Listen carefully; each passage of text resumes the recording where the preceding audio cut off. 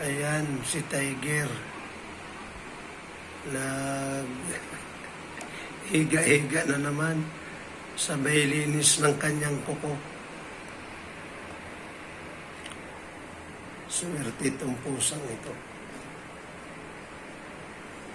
Sana Tiger, magkapera ako.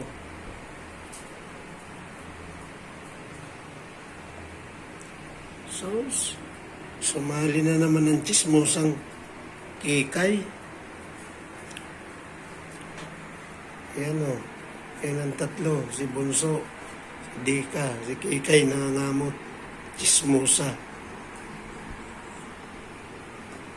Yan ang pusa. Pasarap-sarap. Ayan.